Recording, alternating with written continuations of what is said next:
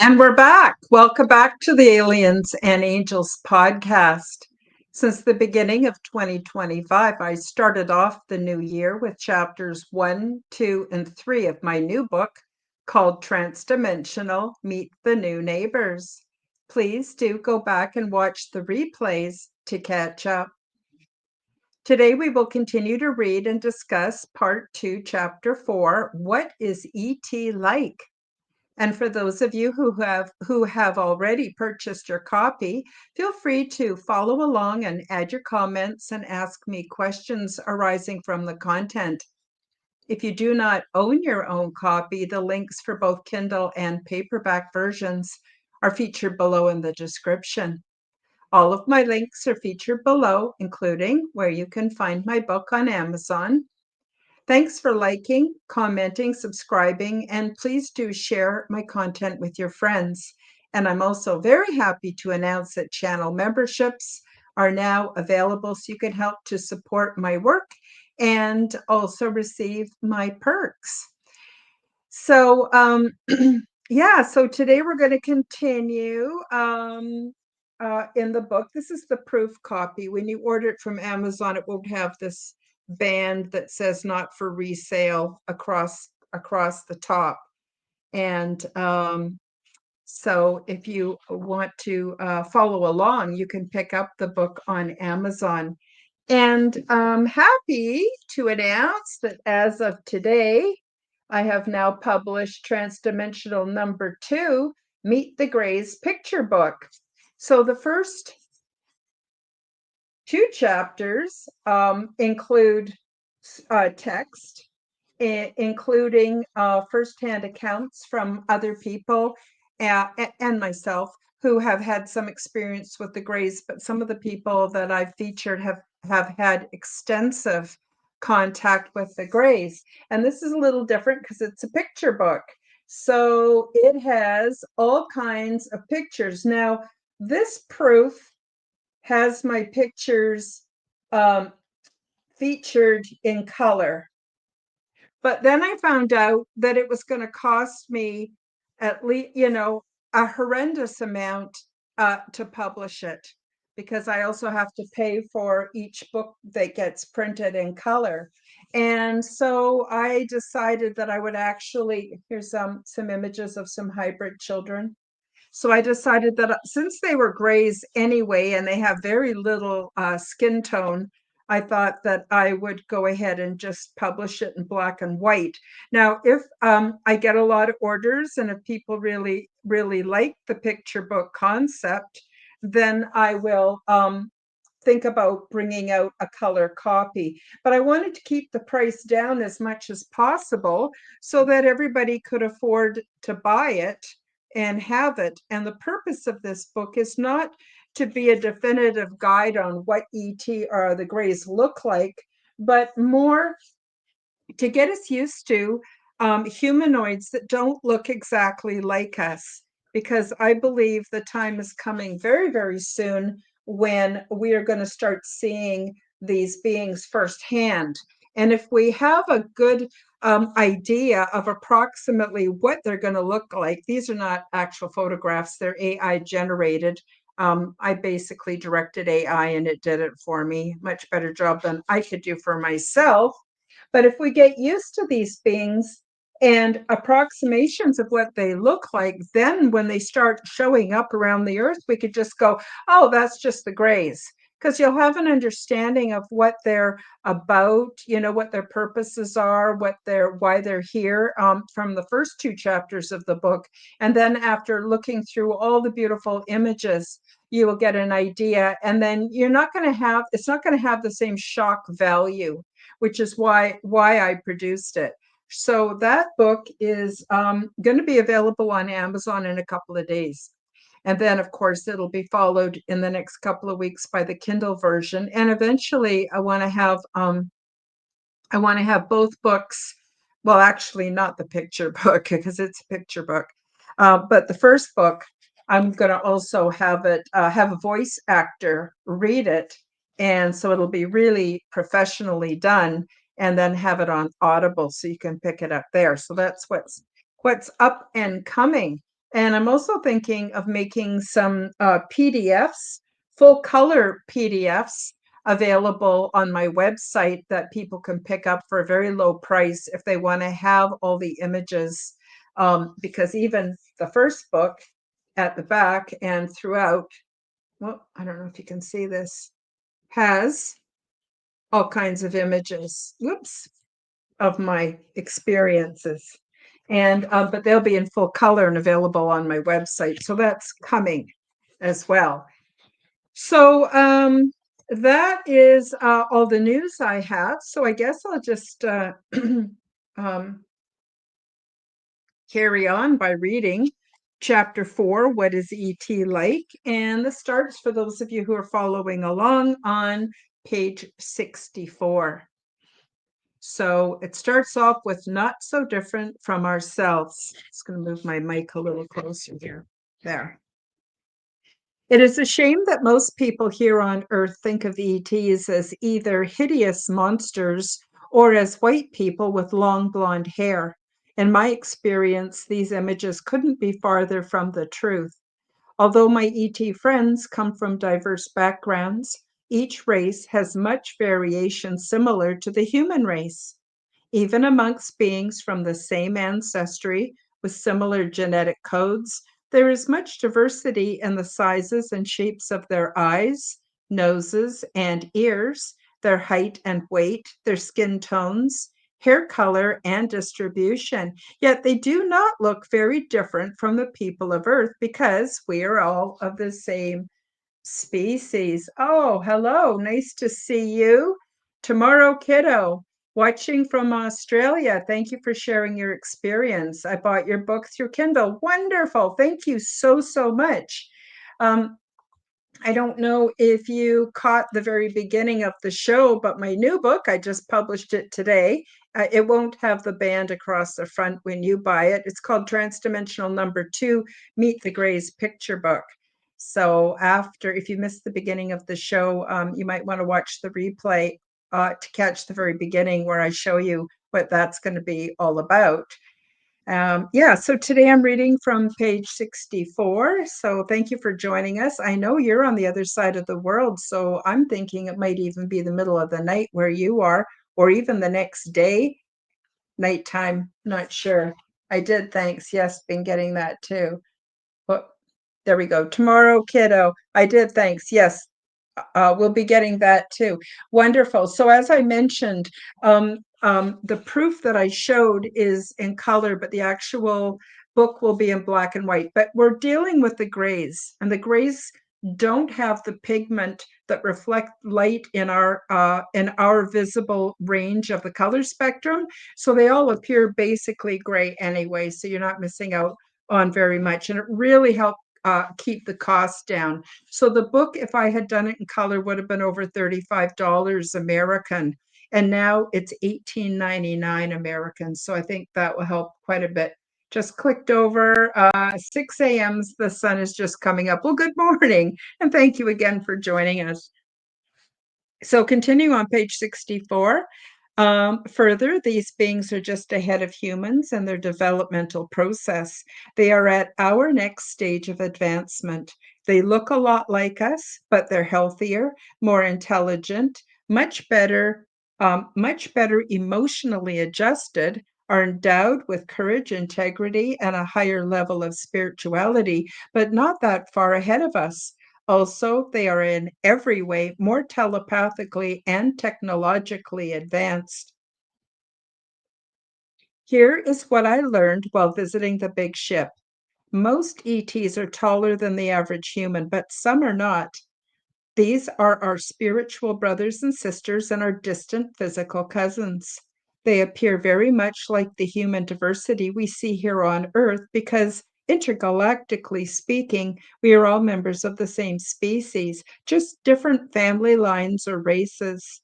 For example, all people born on Earth are of the human race. We look all kinds different, even within the same blood relative family, we have great diversity. Well, the same is true for ET. I also learned that the one big difference from us is that they live for much longer, 500 of our Earth years or even older. As I explained in the previous chapter, reproduction generally occurs during the first 100 years, but they live for at least 500 years. And once they are past their reproductive age, they have a shift in consciousness and become learned scholars, teachers, and mentors. This is why all ETs, regardless of age, have a deep respect and an attitude of awe for the elders. Although I experienced them in many of their variations, I discovered that all ET races breathe oxygenated air, eat food, and sleep, but each has slightly different environmental and cyclic or rhythmic requirements. The only exceptions to this that I observed were the aquatics, which I initially saw once in a huge contained habitat aboard the big ship. But later, I had an amazing personal experience with one of them. Aquatics, as I call them, are not actually aquatic because the fluid environment that they live in has the same oxygen content as our atmosphere and is not made up of an H2O medium. Many gas-breathing humanoids, like humans, can actually live for short periods of time in their liquid environment because our lungs can act as gills. But the lungs of these beings are definitely gill-like, and they live their whole lives in this fluid environment. I was able to spend a short period of time in their watery habitat and will tell you more about this in a later chapter. For now, I will tell you that aquatics are tall beings with very smooth, foggy blue colored skin, which has a similar texture to our marine mammals. So just like dolphins and whales, you know how they have that kind of shiny, smooth skin texture? Same thing for these beings. They have vertical slit-shaped nostrils on their faces instead of protruding noses, and gill vents behind both small ears. Their mouths are shaped like and are about the same size as ours, but their teeth are smaller, more pointed, and are all the same size and shape. These beings are very handsome and attractive, are bald and slight of build. Their feet are flatter than ours. They have webbed toes and fingers, and they use their feet and lower legs for general propulsion. They do not walk. To move about, they spread their legs, raise and bend their knees, and move their calves and feet in a circular manner. And when they use both arms and legs in a synchronized motion, they are able to swim very quickly. They wore no clothes, and I found it difficult to distinguish gender because they were all about the same size and they have internal genitalia. I also met short beings with beards on round faces who were barely 5 feet tall. They had hazel-colored eyes and light brown skin. These ones do everything in bonded pairs because they love to maintain physical contact with each other and maintain emotionally close and intimate all of the time. The females have an obvious bust, more facial hair than the males, and they remind me of characters from a book by Dr. Seuss because their heads are topped with bright red, spiky hair. So when I first met this one couple, I found it difficult to remember who was the female and who was the male because actually the female looks more male and the male looks more female. But underneath their clothes, of course, they're definitely gendered. And they actually can't, this particular race of ETs, they actually can't exist. One of them will die if they don't have constant intimate contact. And when I say intimate, it's not necessarily sexual. It's just they're always kind of holding hands, arm in arm, um, and they're very linked to each other in a very, very intimate way. And they're like that their whole lives. I have more information about them further on in the book too. One such couple, who I call the twins. I have twins in quotation marks because they're not twins. They're not even from the same family. But they look so much alike, I just gave them the nickname of the twins. And they were very curious about me, and I asked my buddy to introduce them to me. More about my buddy in the chapter called Orientation.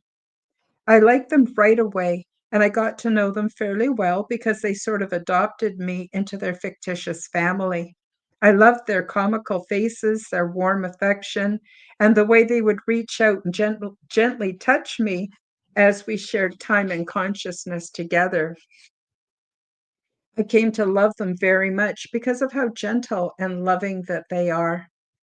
In addition, I found that some humanoid beings have adaptations that we do not see here on Earth. As I mentioned, the aquatics breathe fluid, and some other beings have interesting, unique variations. For example, when I was visiting a planet while participating in the pre settlement research, one of my comrades had the exceptional ability of being able to see much farther than the rest of us. He had a second lens that flipped over his eyeballs when he focused on something at a distance. This inborn mechanism was focus related and quickly flipped up and out of the way when he drew his attention to things that were close by. Some other races look much like us, but they have dark variegated pigment on their bodies, and I noticed they wore clothing that exposed many of their various blotches and spots. Apparently, they can emphasize and darken their pigment for private or short distance communication. These unique pigment constellations allow them to communicate much the same way as American Sign Language allows deaf people to communicate. More often, though, these unique beings use their pigment patterns to emphasize their telepathic communication, similar to the way that we make use of gestures. Overall, there seemed to be infinite variety in bodily appearances. I found much diversity amongst these ET beings because most are of mixed race, and I learned that their ancestors came from numerous solar systems, star clusters, and galaxies. In many cases, this mixing has been going on for thousands of years. They have no concept for racism, and as further explained later in this book, all forms of love and reproduction are celebrated. Skin color variations include all tones and shades of brown, off-white, cream or pink, pale blues, and even orange. But by far the most common skin tone was many tints of brown, very similar to here on Earth. Um, I want to also announce that on the Quantum Guide Show on Wednesday, which is at noon Pacific, 1 p.m. Mountain, or 3 p.m. Eastern Time, I'm actually going to do a full color slideshow. And I'm going to go through all the images from this book and a few images from my new book, Meet the Greys picture book. And I think you'll find it really interesting. So on Aliens and Angels, I'm actually reading, and the content is very auditory and not much to see visually. But on Wednesday, I'm going to be doing the slideshow presentation so that you'll get a really good impact, full color, large images of the different kinds of beings that I met aboard the big ship. So you might enjoy that. So if you're not going to be home, you may want to record it, or I guess you could always watch the replay. And for those of you on audio, you'll definitely want to catch the replay to see the images. Um, so I also learned that some beings could cloak their appearance in a similar way as chameleons or octopods do here on Earth. They have sensors in their skin that allow them to mimic their immediate environment. They prefer to wear bright colored printed fabrics for clothing, and you can always see a hint of the same pattern on their skin. These are very playful beings with a tradition of complex games similar to our hide and seek play. But here on the big ship, I saw no evidence of deception. Since we all communicate telepathically, we always know when they are present, and besides, their bright choices of clothing make them quite visible. So, I just wanted to add that later on in the book, I talk a little bit about recreation, sports, things like that. I attended one, I don't know, I guess you could call it a sport event, but it was almost like a show or I'm not sure what you'd call it.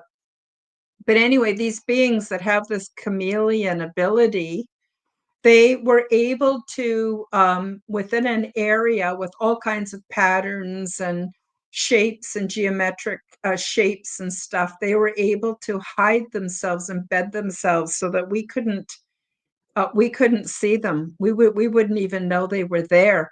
But the other thing is because they're telepathic, they had to keep they were very disciplined and they had to keep their telepathic thoughts, whatever you want to call it, to themselves because otherwise we would have known right away where they were, right?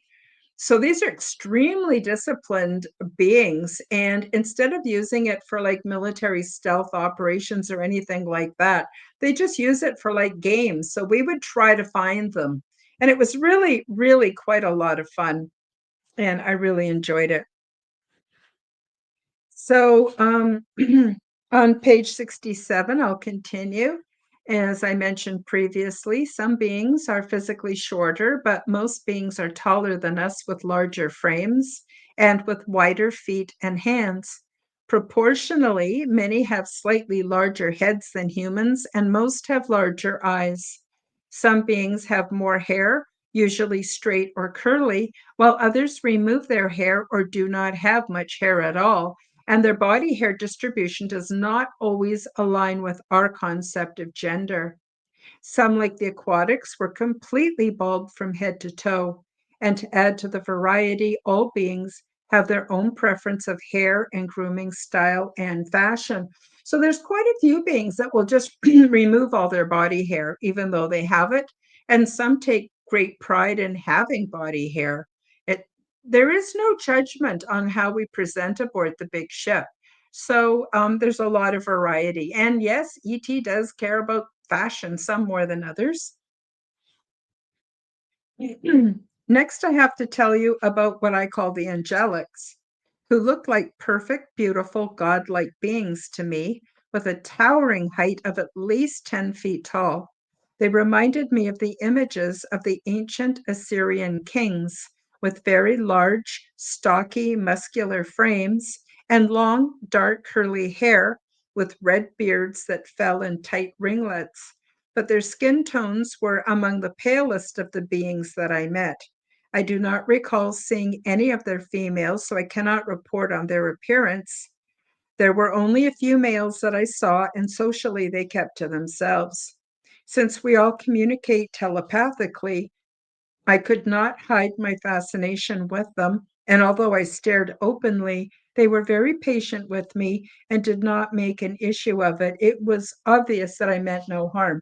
So, yeah, I mean, especially in the beginning, before I learned how to become proficient in telepathy. I was like gawking and, you know, staring and being kind of rude. But they're a very, very empathetic, very loving community, and nobody made issue of it. And eventually I was able to keep my thoughts to myself. We'll get into that a little further in the book as well. All of the beings that I saw looked very much like us, and as I mentioned earlier, they are our slightly more evolved brothers, sisters, and distant cousins. Some were androgynous looking, and others were more obviously gendered. Some preferred more clothing, and others less. Even within groups who shared similar appearance, there was great diversity of personality, temperament, talent, and preferences.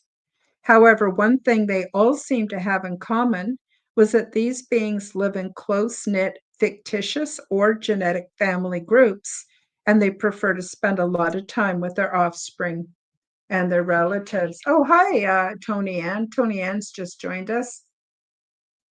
Hi, nice to see you. I'm just reading from chapter 4 today. Um, I'm on page 67 if you want to follow along in your own book. Um, and all were what we would consider to be fit and beautiful with symmetrical faces. Most ETs had long arms and legs with very fit torsos. At first, it was a chore not to stare at them rudely. Further, while on board, beings rarely work at physical fitness, and they have healing pods to improve and maintain health. If not for seeing them for myself, I could never have imagined the level of health they possess. And I realize that here on Earth, we are very sickly and weak in comparison. Yeah, it was a big shock, when I would come back from being on the big ship. I go out and do my shopping, just look around at humanity and go, oh my God, what has happened to us? Most people look very sickly in comparison. One more, excuse me. One more important difference between humans and ET, they do not age the way humans do. They never get sick or decrepit. They do not lose their minds or their memories, and they remain perfectly healthy and lucid until they reach a point when they choose to move on to the next phase of life, which we call death. Elders who no longer wish to remain on this plane of reality choose a day and time to leave their mortal shell, and this day is joyfully celebrated by all. By this time, they are all sufficiently advanced to make the journey home peacefully and without any assistance or medical intervention. So we think we're born, and that's when we come into existence, and then we die, and then we don't exist anymore. No, no, ET does not subscribe to that. Many philosophies, even here on Earth, do not subscribe to that.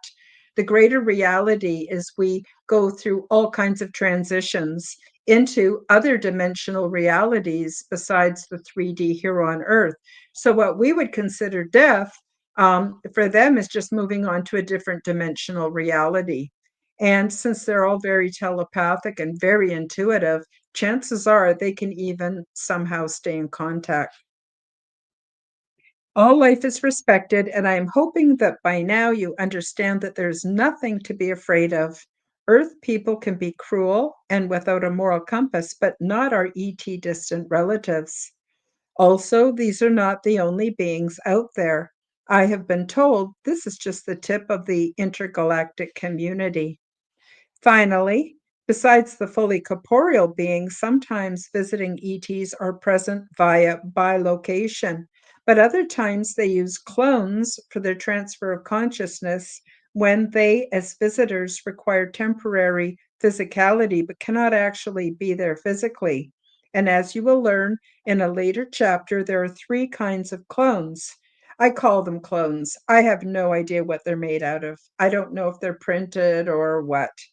It's just what I call them. So there's generic, which is one size fits all, and they all basically look the same. Then there's the genetic copy, and then there's the utilitarian.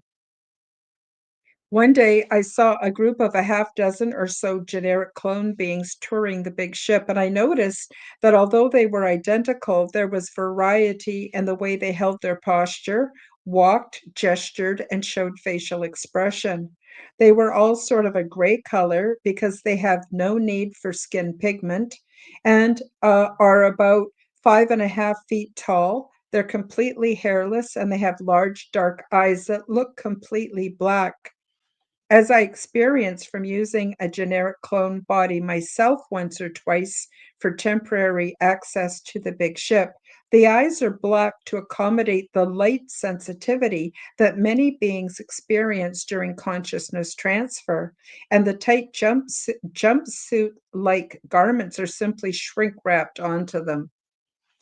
So a lot of people would look at these clone bodies and go, oh, those are grays. They do. They look like stereotypical grays, except they're probably taller, like 5.5 feet tall. We think of grays as being little people. But as you'll learn from my second book, grays are actually between 3 feet and 8 or 9 feet tall, depending on the race. But anyway, they basically just have this sort of shrink wrapped bodysuit that they wear on these clone bodies because there's no need. They're not in them for very long. Visitor beings usually only occupy the clone bodies for a few hours or for 1 or 2 day awake and sleep cycles, so there's no need for them to wear popular clothes or even eat while aboard the big ship. This is why their ears, noses, and mouths appear to be underdeveloped, and they look more like what we would consider to be stereotypical grays in appearance. I never asked what happens to their clone bodies once the beings withdraw their consciousness from them, because I didn't want to know, and I don't have any knowledge of how they were created in the first place. So, yeah, I did think about it. What happens to the clone bodies when the beings go back, to their planet or dimension of origin and no longer need them? And it kind of creeped me out, to be honest with you. I don't know. I just didn't want to know. I just didn't want to know. I wasn't comfortable with it, so I didn't want to know. Finally, you can imagine my amusement when I realized that to my ET friends on the big ship, I'm also considered to be an alien. I wear the label with pride. So I thought that was kind of funny, because we think of all these humanoids as being aliens, but we never think that to them, we're the aliens, we're the odd looking characters. I thought that was kind of interesting. Okay, so before I continue, I'm on page 69, telepathic communication. I'm going to just quickly play a 2-minute promo for my book for those of you who aren't familiar. Then we'll come right back and we'll continue on. Transdimensional, meet the new neighbors. Check out my new book available from Amazon bookstores worldwide and read the stunning details about ET diversity and culture, along with their advanced ways of living and expressing spirituality, which is in no way like anything imagined here on Earth.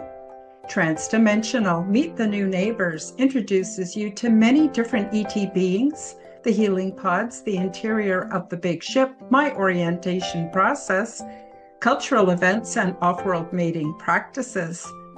When I tucked myself into bed for the night back in 2014, I had no idea that I would be transported to the big ship, meet many different extraterrestrial races of beings, become well acquainted with their culture, and visit numerous interesting worlds. While away, I learned a great deal about the big ship, intergalactic and transdimensional travel, intergalactic planetary research, and the various options for resettlement. My true life adventures continued night after night, and I had never experienced anything like this before. The first few times that I awoke back at home, I convinced myself that it had all been some kind of a fantastic dream. But while away, I was eating, sleeping, learning, and visiting, all the while experiencing what I perceived as days, weeks, and months. I am so happy to present you with my true, nonfiction account of my weird little life and the more important messages from beyond our realm that I have been tasked to share with all of you. It is my hope and sincere desire that I will inspire you to acknowledge your own transdimensional abilities and experiences so that together we can become the change we wish to see in our world. Paperback and Kindle editions are now available at all Amazon bookstores. Go to the Amazon website, select the bookstore or Kindle store, and enter Transdimensional, Meet the New Neighbors by Karen Holton. The Audible version is coming out soon. Yes, it is. And I want to thank everybody out there, whether you're here in the live chat, watching the replay, or listening on an audio platform. I want to thank you for purchasing my book. I really appreciate it because I didn't write the book for myself. It's a message for all of humanity. I think it's very relevant and very important that we sort of get a grounding on what ET could be like. At least these are the ETs that I've had experiences with. We all hear the scary stories, But, it's good for us to also hear about positive contact. And I'm wondering if you would all do me a favor and go back to the Amazon website where you bought the book, and please do give me a review. A lot of people are telling me, Karen, I go to Amazon and I type in the name of the book, I type in your name, and nothing's coming up. And they're having a tough time finding my book.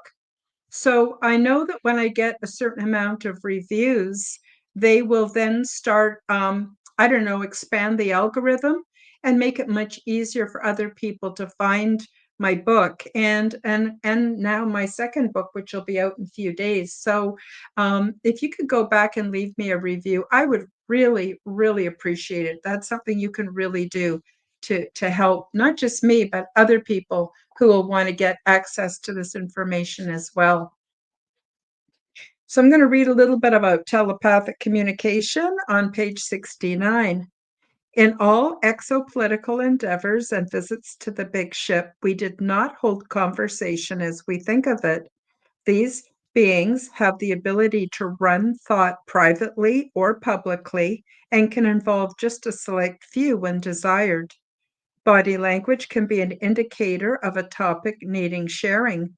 We always ask the other beings if we can share common or group or private conversations before we attempt a telepathic communication. This is like a psychic handshake, which also sets up personal and collective boundaries. So basically, you don't just start projecting for other people to pick up your communication the way we would do with verbal speech. We just start talking or shout out or interrupt. They don't do that. Basically, they just sort of, your body language indicates that you want to be involved. And then they open up the channel and you do kind of like a psychic handshake. I can't really explain it. It's more of a feeling um, than a procedure. And once that is initiated, then you're welcomed. And that's sort of part of the manners of using telepathy that you don't often hear about. And then again, like I said, you have to keep your thoughts private. You're not going to be blabbing all over everything the way we do here on Earth. So, just a heads up for you folks who are hoping to have ET contact in the future. In addition, I found it to be very interesting that adults have the ability to telepathically shield their young from communication to and from others, with the intention of forming protective boundaries until the children are mature enough to do so for themselves. Their young are always guarded, secured, and sheltered beyond what is the custom here on Earth. Yeah, you never find little ones going off and playing amongst themselves somewhere. Not going to happen. They're always being supervised and cared for. Very important in ET culture. Once we're welcomed into a conversation, then we share imaginings, like running short shared videos within the mind's eye, along with emotions, symbols, and body sensations. Without exception, we all communicate on a telepathic level. There is no verbal speech. Communication is done by feeling, emoting, and imagining. Some gesturing is common, and some beings gesture more than others, and some emit little noises for emphasis, but mostly communication is inaudible. So this makes sense when you think about it. Beings from many different worlds, from many different dimensional realities, because it's telepathy and the method of telepathy, which is not in English, they're able to communicate. So it makes sense. And a lot of people don't realize that our imagination is actually a technology, it's a portal, it's a system that we can gain mastery over for communication, also time travel, also interdimensional travel. And it's been extremely downplayed and hindered in our three-dimensional reality, but that's all opening up now, and which is a good thing, I think. However, I did notice that they often laugh out loud. They make noises when they cry. And as you learned from reading more about my personal adventures to other worlds, are fully capable of screaming out loud when they're frightened. Telepathy is a universal, intergalactic, interdimensional language and is more accurate and honest than words or vocal communication. In addition, composites of energy, personality, race are used instead of names to identify individuals. I have been telepathically known as impulsive, joyful, helper, human. This is an approximate and a rough translation into English. Really, instead of the words, what they would do is have an image of me doing something goofy, or interrupting, or leaking out my thoughts, being impulsive, being basically upbeat, because I felt great while I was aboard the big ship. And that is sort of how they would identify me instead of calling me Karen or using words to describe me. ET culture, page 70. ET culture is love based with emphasis on compassion, empathy, mercy, and as you might have guessed, is a feeling based community rather than a word exchange or speech based community. There's no deception and no bullying. Unless we were playing a sport or game, there wasn't even any competition. Unlike us, they have never been programmed or brainwashed, are free from constructs, and are totally emancipated beings. Further, ET culture is not homogeneous. Just like with their appearance, there is much cultural diversity, but their culture is always very peaceful, gentle, and kind with no emotional drama. This group of beings love social interaction and are always willing to offer empathy and support. Everyone strives for improvement, and different beings within the group are at different levels of awareness and technological proficiency.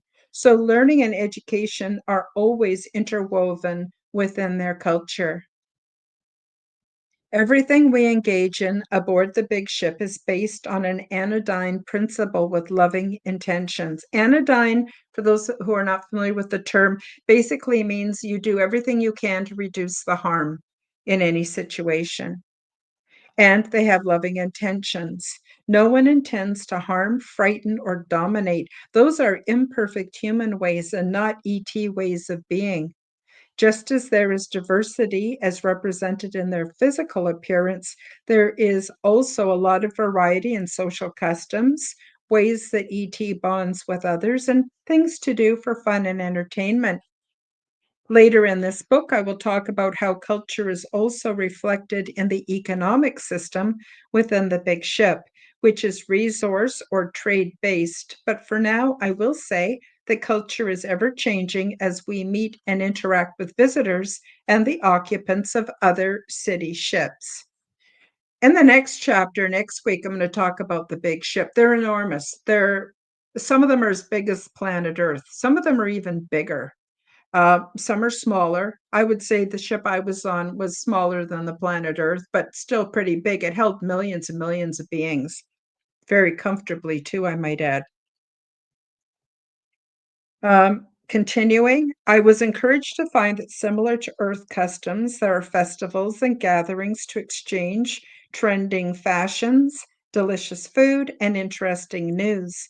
We exchange gifts, we meet new friends, and we attend cultural events. More about this in the pages ahead. Many have similar cultures to ours here on Earth, but are much freer to express authentically and are more respectful of differences. There's no stress and no conflict. We all respect that we all have free will and free choice and refrain from judgment. So I wouldn't withhold something I wanted to say, or, well, think, emote, whatever, telepathically exchange, because I would be afraid of hurting someone's feelings. Like those kind of customs are not on the big ship. You can say how you feel. You can transmit how you feel. You're honest. You can be very honest with everybody. And instead of other beings taking offense or making assumptions about you, it's just accepted. That's how you are. That's how you're seeing it from your perspective in that moment. And so there's no judgment, and it's amazing because I'm someone who puts my foot in my mouth constantly, and it was so refreshing to be able to just express and not worry.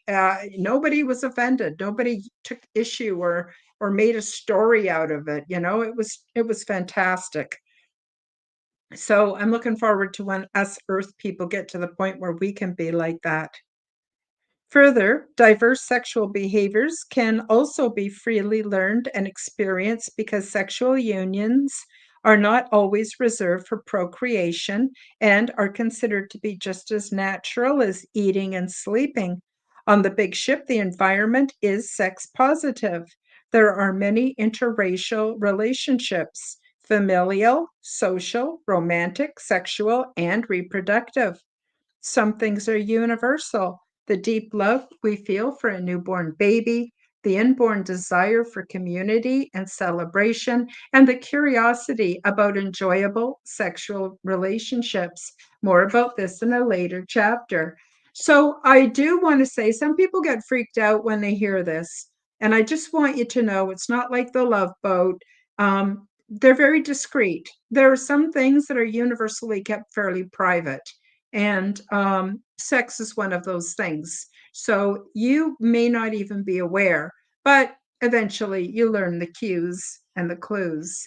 And yeah, there's no taboos. It's not considered dirty or sinful or anything like that. It's just considered natural. When you're hungry, you eat, and when you feel sexual, you get sexual, really, basically. Finally, you might be wondering, what are their religious beliefs?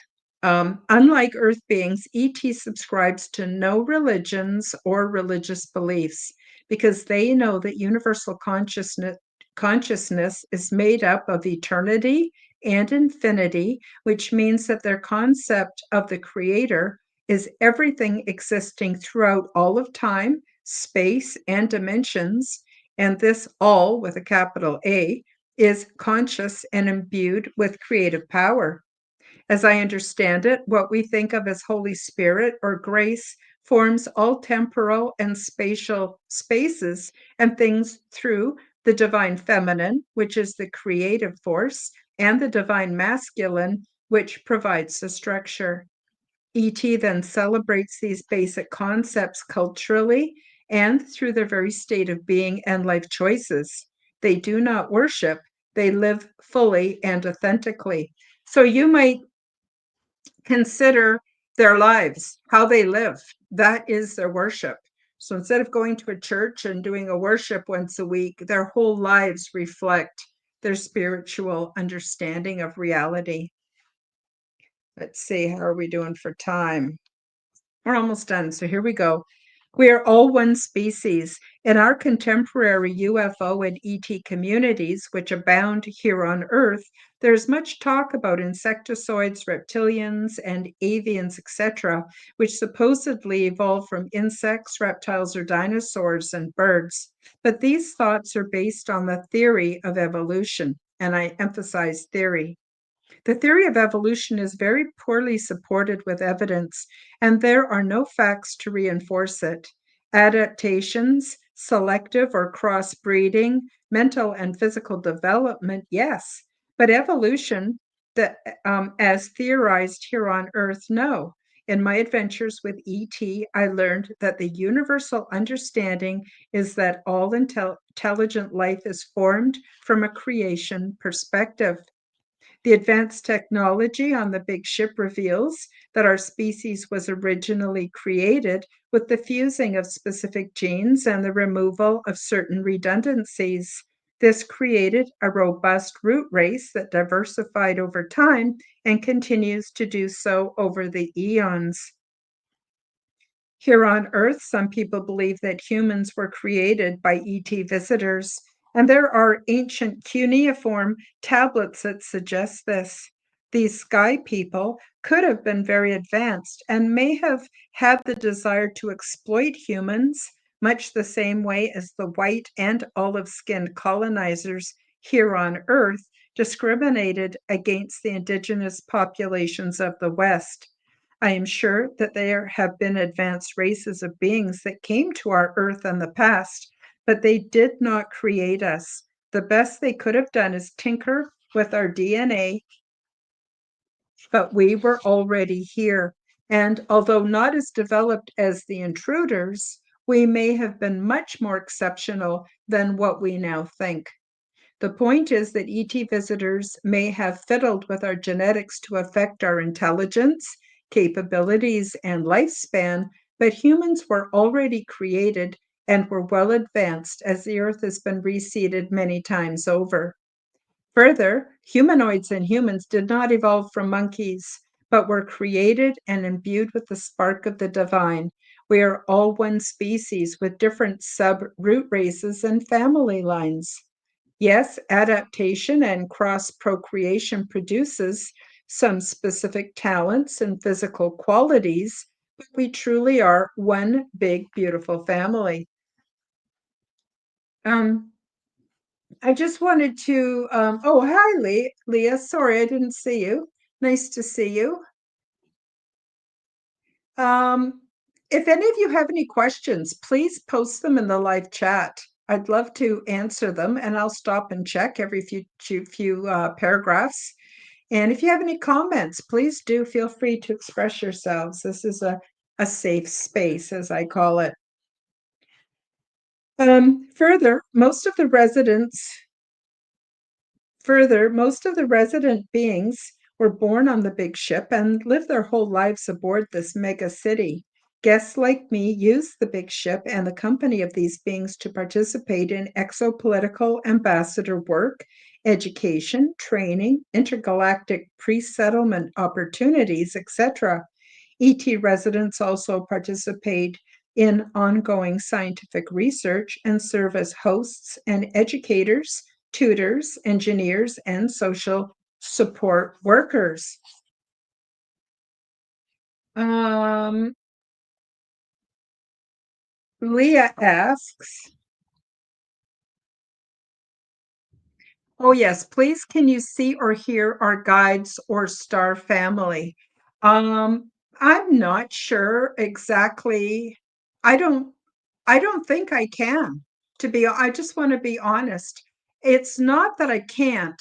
It's that I get communication from all kinds of beings from all different dimensions. If you go back and read in the beginning of my book with my paranormal life, I talk quite a bit about all the different kinds of beings and the different ways that I've maintained contact throughout my life. And I don't know if those beings are personal, like whether they're part of my personal um, group of beings that watch over me and communicate with me, or whether or not we all share the same group. Like, I'm not really sure, but I do believe that we each have a soul team. So I don't know if I can hear communication from your soul team. I'm not really sure. It's not that clearly defined for me. Aaliyah also says, I am drawn to the avians. Do you have any interactions with them? No, I have had no interactions with them. I'm pretty open about it. I have not had contact with reptilians or Pleiadians or avians. My contact is transdimensional, and it's in a place where many worlds and different dimensional realities overlap. And but I'm not really familiar with the groups that visit Earth or communicate with a lot of other Earth people.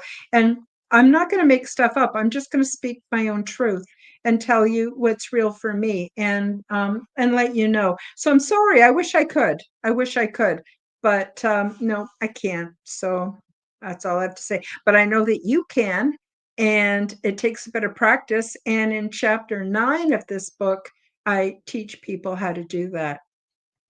You can also try Dr. Stephen Greer's CE5 methods for communicating. That I believe is very effective as well and is not that far different from what I use. So I'm just going to finish up the end of the chapter on page 74. After visiting the big ship for a few weeks or more, I returned to Earth each morning only to find that many of my memories about my off-world experiences were mostly hidden from me. Eventually, I discovered that this selective amnesia was made possible with my full cooperation and was not done by some kind of psychic rape. There are special elder beings who can facilitate the memory suppression within us through a process similar to hypnosis, and we choose to forget for a reason. Detailed memories can interfere with our reintegration back into everyday life here on Earth, so memory suppression is for our own protection. Spontaneous memories will emerge when the time is right, although some humans have had a natural release of memory from a triggering event. I was able to retain some of my memories initially, then many more were released with the kind assistance of my friend Bob the Gray. Over time, I'm able to remember even more detail, but I do not remember everything. So yeah, Bob the Gray, that's my only contact with some being that I would consider to be a gray. And of course, I talk more about Bob at the beginning of this book and in my new book. I'm doing the best I can to reveal as much of my experience as possible, and you will learn much more about the ET beings that I met and interacted with, and more about the big ship in the following chapters of this book. I'll just show you an image. And again, if you come to the Quantum Guide show on Wednesday, I'll show you full color images of many of the beings that I met aboard the big ship. But you can see here, it's not so easy to tell the male from the female. And this is what I call the twins. They've got this bright red spiky hair, and they're ever so loving. So and by the way, I just want you to know these are not snapshots that I personally took. These are AI generated images.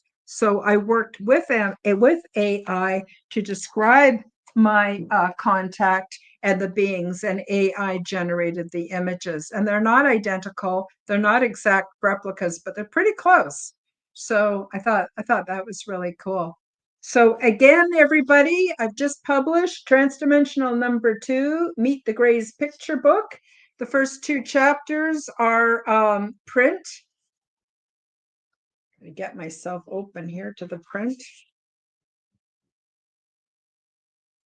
And I have all kinds of experiences from other experiencers, Preston Dennett, Dolly Safran, Nancy Thames, the Kinsella twins, and Jimmy Blanchett. And then I get into over 250 beautiful images. This book is actually in color.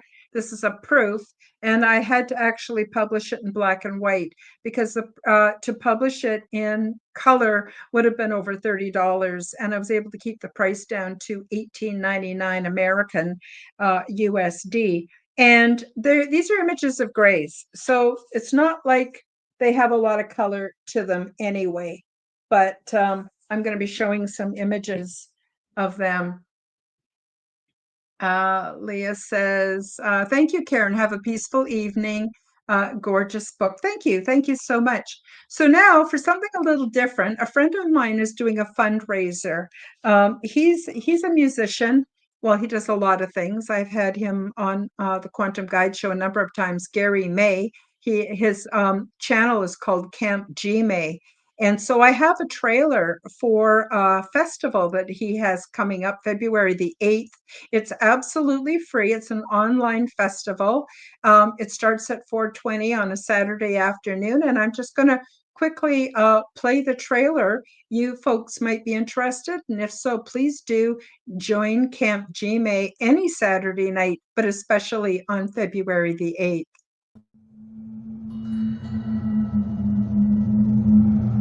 What's up? It's G-May, baby, and I'm going to be hosting Kurt Fest. Now we're looking for some more talent to come jam with me and my friends. And here they are. Coming February 8th at 4:20 Pacific.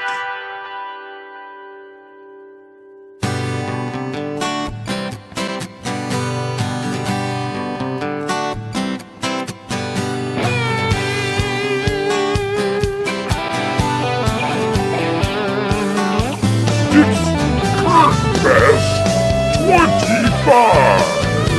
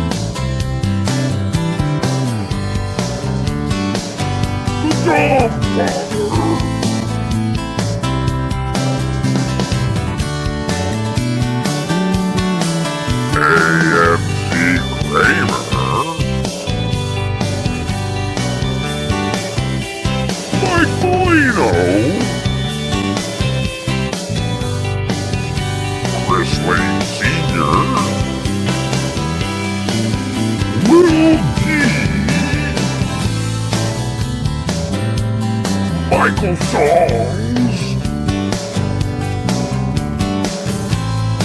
Mr. Smith.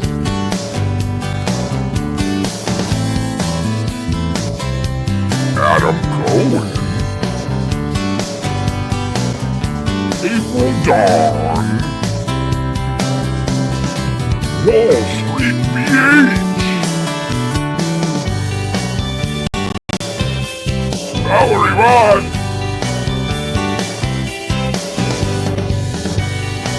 Leia Dale. Layla Verse. Kurt Fest 25.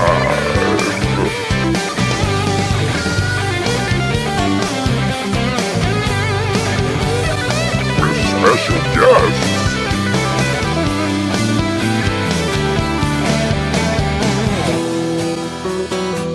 Axe and Nacho.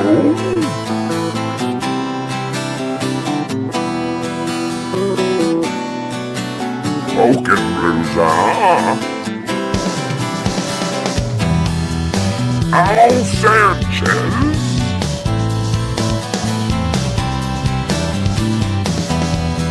Emperism.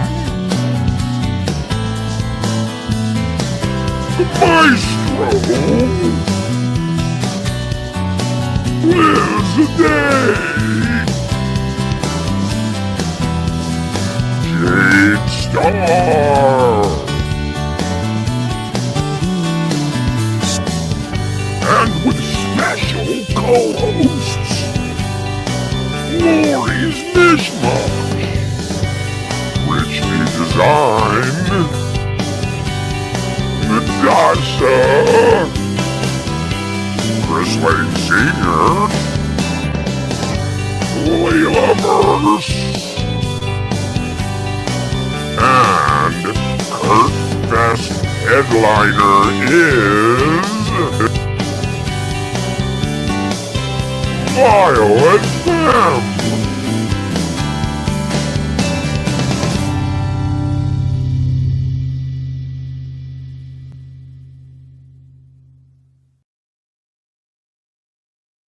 So, as you saw by the end of the video, this is actually a fundraiser. It's a free event.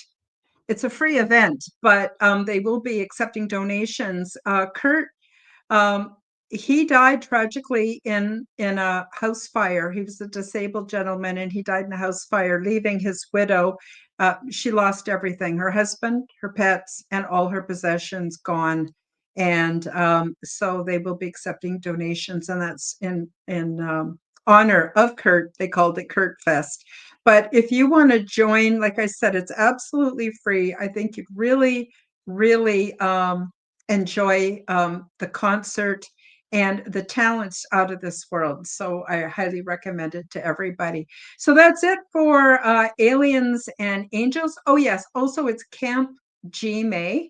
I actually need to put the link in the description. I'll do that so that you can find it. And that's it for Aliens and Angels. Next week, we'll be talking about the big ship from my book, Transdimensional, Meet the New Neighbors. I want to thank everybody for joining us, whether you're here in the live chat, watching the replay, or listening on an audio platform. I appreciate each and every one of you very, very much. And I wish you the best. And we'll see you Wednesday for the Quantum Guide Show and the slideshow, or we'll see you next week for more Aliens and Angels. Bye-bye, everybody. Thank you for joining me for the Aliens and Angels podcast. Read about my true life ET contact in my book called Transdimensional, Meet the New Neighbors, which is now available on Amazon worldwide. Subscribe to my YouTube, Rumble, and X channels at Karen Holton TV. The like button and leave me a comment, and please do share this podcast with your friends. Check out my website at www.KarenHoltonHealthCoach.com to see my free resources and amazing products and services. All of the links will be in the description below. As part of the Forbidden Knowledge Network, you'll also find the Quantum Guide Show with Karen Holton on all audio platforms. Until next time, keep up the good work.